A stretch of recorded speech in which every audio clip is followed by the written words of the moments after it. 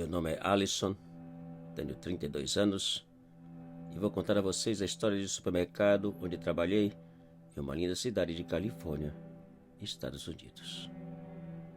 Naquela época, eu tinha 18 anos quando recebi o telefonema do gerente avisando que a minha aplicação de trabalho havia sido aceita e que eu fosse para uma entrevista. Naquele mesmo dia eu fui e 2 dias depois comecei a trabalhar das 2 da tarde às 10 da noite. Na verdade, o supermercado não ficava aberto até às 10. Às 9 era fechado e no momento que o último cliente saía, os funcionários eram apressados a terminarem suas tarefas ou que deixassem para o dia seguinte.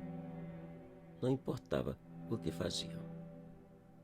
Às 9h45, o gerente gritava pela última vez: larguem tudo e saiam.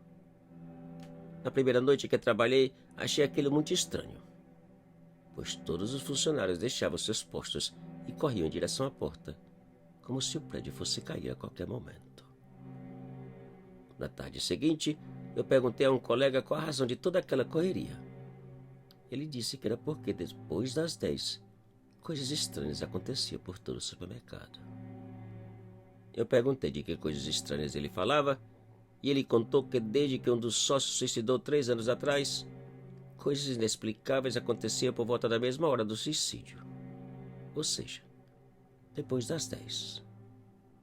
Ele morreu naquela sala da esquerda, disse ele apontando para uma das janelas de vidro do piso superior que ficava sobre a parte traseira do supermercado. Dizem que toda noite a luz da sala acende, como se ele ainda estivesse lá dentro. E por volta do mesmo horário que o suicídio foi cometido, a cena parece repetir, com estranhos barulhos, gritos e até mesmo o tiro que fulminou com sua vida. "Cê tá brincando?", exclamei de olho na janela. Verdade.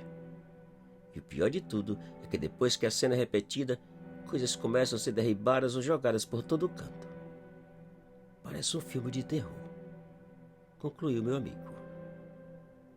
E ninguém nunca tomou uma providência? Chamou alguém entendido no assunto? Perguntei. O dono preferiu deixar como está. Segundo ele, se a coisa espalha, será um desastre para o negócio. Respondeu. O escritório onde supostamente o suicídio aconteceu ficava ao lado de 2 outras salas. A sala do dono atual e do vigia. Todas as 3 salas com enormes janelas de vidros escuros, de onde podiam ver toda a parte baixa, sem que fossem vistos. E as câmeras não gravam nada? Perguntei. No início, sim. Agora são desligadas antes do supermercado ser fechado, com receio de que as imagens e barulhos gravados sejam de alguma maneira adquiridas e espalhadas na internet. O alarme também está desligado, devido ao movimento de coisas que o ativam.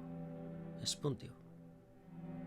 Naquele momento, eu entendi o porquê do supermercado ter um número de funcionários tão reduzido, pois tão logo ficavam sabendo do que acontecia, pediam demissão ou simplesmente desapareciam. No meu caso, foi o contrário. Eu decidi ficar e descobrir se tudo aquilo era verdade ou apenas histórias. No dia seguinte, eu tentei subir ao primeiro piso, mas fui imediatamente barrado pelo vigia, dizendo que naquele andar não era permitida a entrada de funcionários sem autorização do dono ou do gerente. E que, além do mais, ali não havia nada do meu interesse. A minha curiosidade aumentava. Naquela mesma noite, depois que a loja foi fechada e todos saíram, eu parei o meu carro bem em frente da porta principal e fiquei olhando para a janela do escritório. Com exceção das luzes das geladeiras e neons, todas as demais estavam apagadas. Eu continuei olhando e esperando. Os minutos passavam e nada acontecia. 10h15, 10h20, 10h30. E quando já pensava em desistir e sair, o meu coração quase parou. A janela do lado esquerdo, a do escritório, clareou. Meu coração palpitava. Acelerava de tal maneira que parecia querer saltar do meu peito. 2 ou 3 minutos depois, a claridade apagou. Eu continuei olhando apavorado para o interior do supermercado, sem saber exatamente pelo que esperava. Felizmente, nada mais passou, e 30 minutos depois eu fui para casa. No dia seguinte, eu comentei com meu colega o que havia visto e lhe convidei a acompanhar-me no que pretendia fazer. Você tá louco? O meu pai é policial e se eu for demitido por essa razão, ele me corre de casa. Naquela mesma noite, depois que o vigia desceu e antes do último cliente sair, eu fiz sinal para o meu colega e, sem que ninguém percebesse, fui até a sala de depósito e escondi atrás de umas caixas. Às 9h45, as luzes apagaram e, ao sair em direção do salão, eu ouvi algo que quase me mata do coração. Ei! Por alguns segundos, eu fiquei congelado sem ter coragem de virar em direção da voz. Sou eu. Era o meu colega que saía do seu esconderijo. Eu tive vontade de lhe dar umas porradas. Eu deixei a porta dos fundos aberta, caso a coisa fique feia e a gente tenha que sair correndo. Disse ele. Depois do susto e de agradecê-lo pela companhia, saímos em direção ao salão, onde ficamos atrás de um display, em frente à janela do escritório. Agora era só esperar e ver para crer. 10 horas. 10h15. 10h30 e nada. Isso é pura mentira. Vamos embora, disse meu colega levantando. E naquele instante, para nosso espanto, a luz do escritório acendeu e meu amigo voltou a sentar com os olhos arregalados. E a cena começou.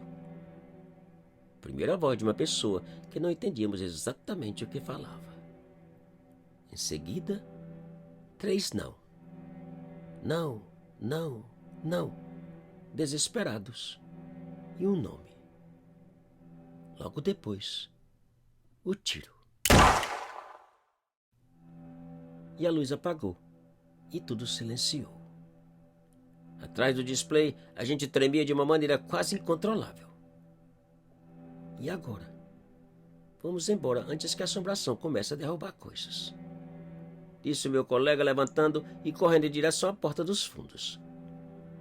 Eu atrás dele. Mas infelizmente, para nosso pavor, a porta não abria. Por mais que a gente puxasse, a maldita porta não movia. O desespero era total. Após os vários puxões e palavrões, a porta deu um clique e abriu. À nossa frente apareceu uma enorme figura. O vigia. A polícia foi chamada e fomos presos por invasão de propriedade alheia. 2 semanas depois do acontecido e demitidos, o meu colega conseguiu convencer o seu pai e o caso do suicídio foi reaberto.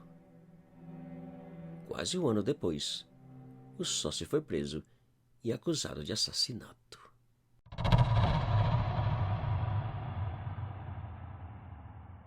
Te cuida e muito obrigado.